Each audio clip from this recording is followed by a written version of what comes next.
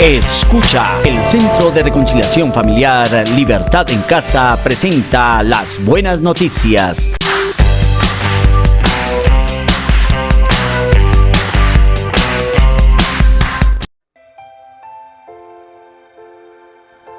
Bienvenidos a esta entrega de las buenas noticias.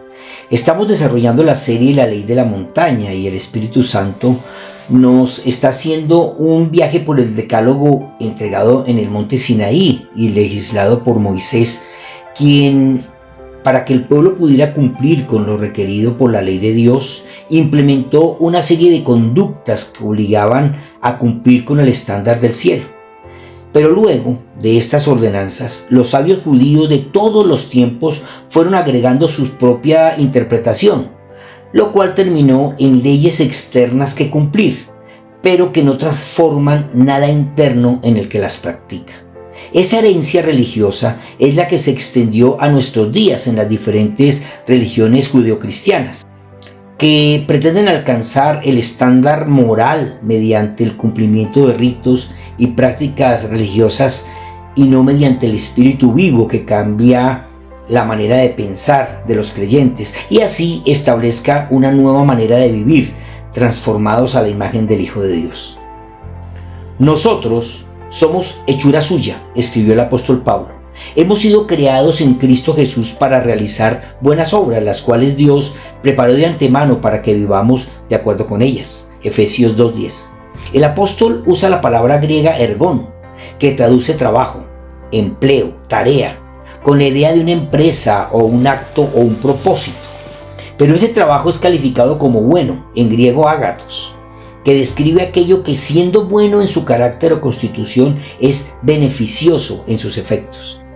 Lo que el apóstol nos está diciendo es que Dios transforma nuestra manera de ser y de vivir recreándonos en Cristo para que hagamos la tarea o el trabajo que nos corresponde de acuerdo con su voluntad y plan, porque Él nos dio la capacidad, el talento y la asignación según lo que Él preparó, que cumple con su propósito general y es beneficioso para todos los habitantes del reino de los cielos. En la montaña, en medio de los truenos y el sonido de las trompetas, Dios dicta una nueva orden. Te acordarás del día de reposo y lo santificarás. Durante 6 días trabajarás y harás toda tu obra, pero el día séptimo es de reposo en honor del Señor tu Dios. No harás en él ningún trabajo, ni tu hijo, ni tu hija, ni tu siervo, ni tu criada, ni tu bestia, ni el extranjero que viva dentro de tus ciudades, porque yo, el Señor, hice en 6 días los cielos, la tierra y el mar y todo lo que hay en ellos, pero reposé el día séptimo. Por eso yo, el Señor, bendije el día de reposo y lo santifiqué. Éxodo 20, 8 al 11. El propósito de este cuarto mandamiento no es diferente del de los 3 que lo preceden. En el verso 2 de este capítulo 20 del Éxodo, Dios dijo: yo soy el Señor tu Dios, yo te saqué de la tierra de Egipto donde vivías como esclavo. La esclavitud es una condición del ser humano. Por eso primero dice: no serás esclavo de otros dioses. Luego dijo: no serás esclavo de lo que te imaginas. Y luego: no serás esclavo de tus palabras. Y ahora dice: no serás esclavo del trabajo. Pues yo, que soy el Creador, separé un día para descansar. El amor de Dios reflejando la libertad a la que invita a su pueblo. Pero la tradición religiosa convirtió esta invitación al reposo de Dios en una carga complicada y difícil de cumplir. Lo que era libertad se volvió en esclavitud permanente, pues el pueblo hebreo aprendió el reposo no por su valor, sino por la orden que deben obedecer. La palabra hebrea para reposo es Shabbat, de donde se desprende la palabra latina sábado. Pero aunque todos los religiosos defienden un día específico como si los días de la semana en realidad tuvieran un valor real y propio, la instrucción dice: acuérdate del día de reposo o el día de Shabbat. La palabra acuérdate, escrita en este contexto en hebreo, es sakar, que en realidad es como si Dios dijera: ten presente que debes descansar, marca en tu calendario el día de reposo, Mete dentro de tu agenda el día en que descansarás. Separa un día para descansar en honor a Dios. Por eso él mismo aclara la instrucción. Él dice: durante 6 días trabajarás y harás toda tu obra, pero el día séptimo es de reposo en honor del Señor tu Dios. La instrucción no está fijando un día específico, sino un tiempo. De los 7 días de la semana, aparta uno para descansar. Moisés amplía esta instrucción cuando escribe: durante 6 años podrás cultivar la tierra y recoger sus cosechas, pero el séptimo año deberán dejarla descansar. Si la tierra produce algo por sí sola, eso lo dejarán para que alimente a la gente pobre y para que los animales salvajes coman lo que sobre. Lo mismo harán con sus plantaciones de uvas y de olivos.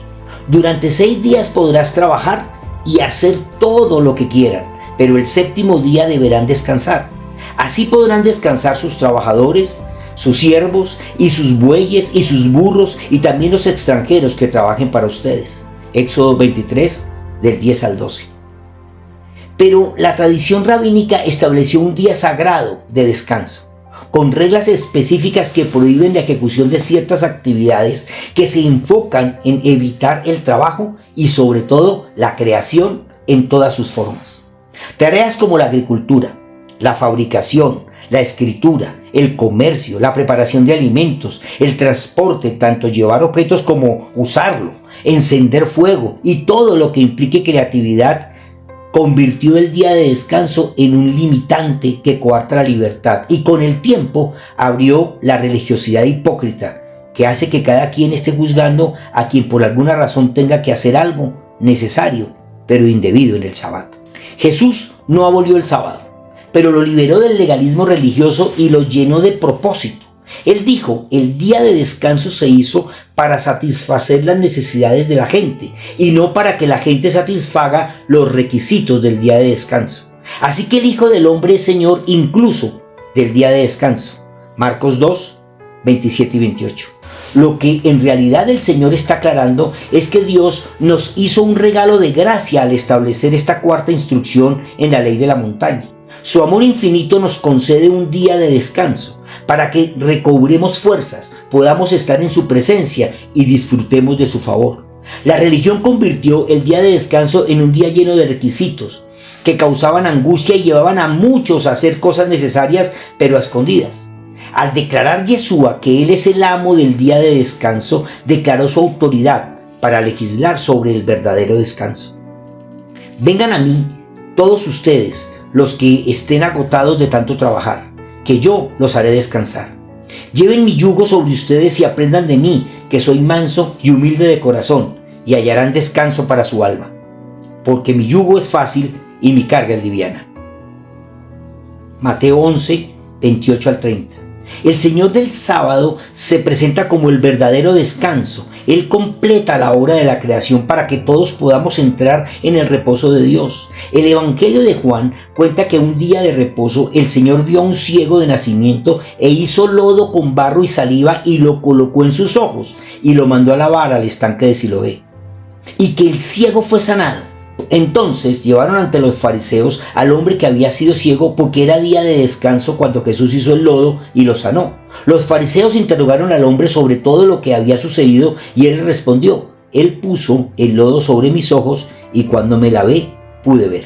Algunos de los fariseos decían: este tal Jesús no viene de Dios porque trabaja en el día de descanso.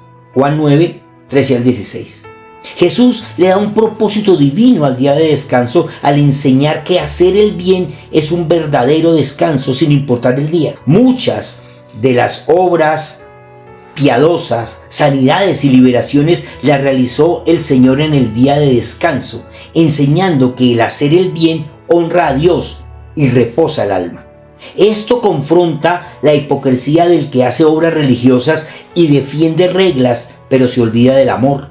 Desde este punto de vista, el descanso que propone el Señor es hacer el bien, aunque esto implique trabajar el día que deberías descansar, pero igual descansarás al ver el resultado de la tarea que hiciste. En otro pasaje, Mateo cuenta que los discípulos tenían hambre en el día de reposo y entonces cortaron espigas de trigo para sacar el grano y comer, pero los religiosos los condenaron.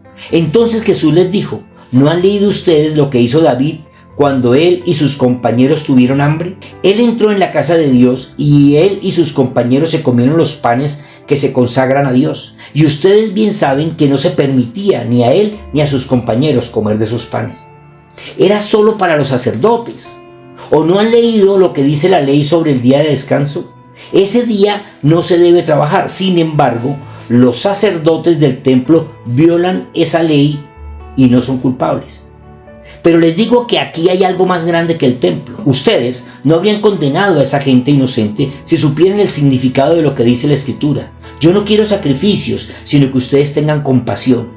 Misericordia quiero, no sacrificios. Porque el Hijo del Hombre es Señor del día de descanso. Mateo 12, del 1 al 8. Otra vez el Señor establece una nueva dimensión del día de descanso. El sábado no es para ritual vacío, sino para misericordia y descanso verdadero. Muchos van en el día de descanso y celebran una misa, un culto en la mañana, una acción religiosa, pero en la tarde se olvidan de la misericordia, que es el verdadero descanso para el alma. Yeshua nos ofrece un descanso continuo al confiar en Él, que es manso y humilde, y desea que llevemos el mismo yugo, para que juntos veamos a Dios trabajar incluso mientras descansamos.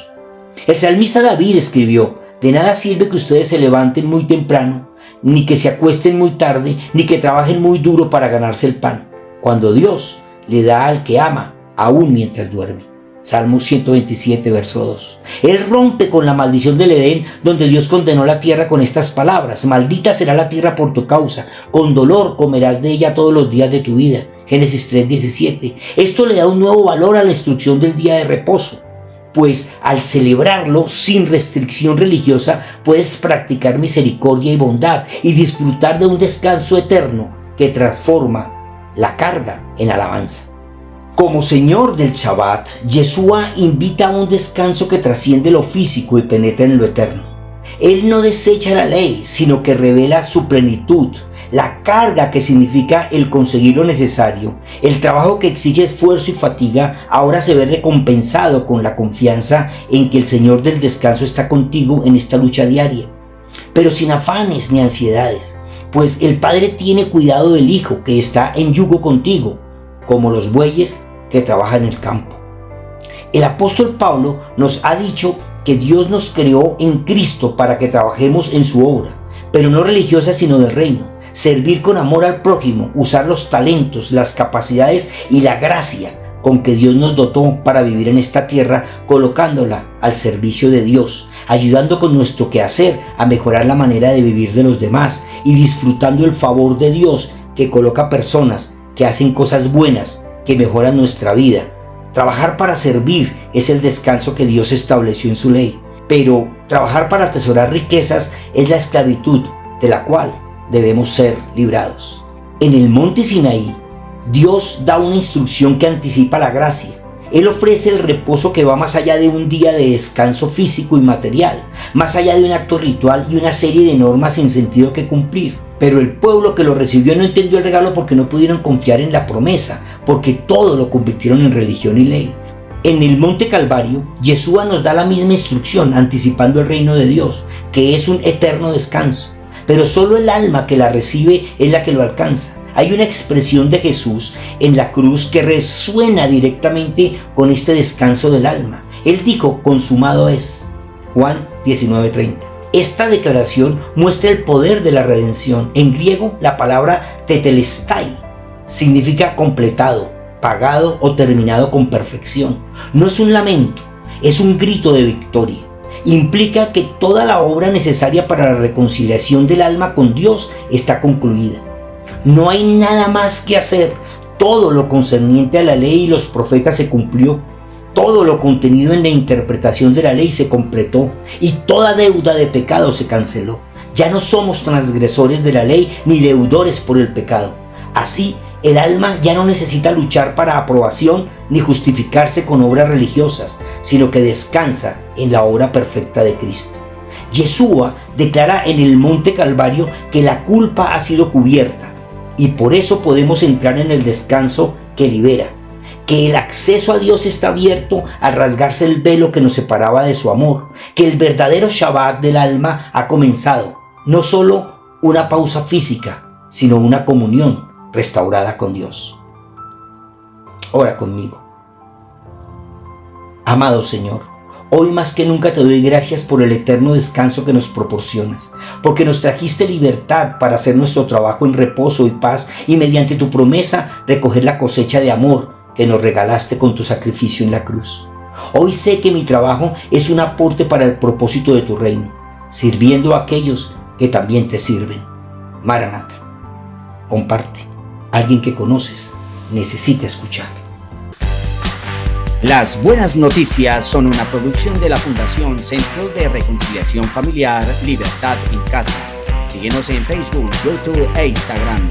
Libertad en Casa, conquistando la tierra con la cultura del cielo.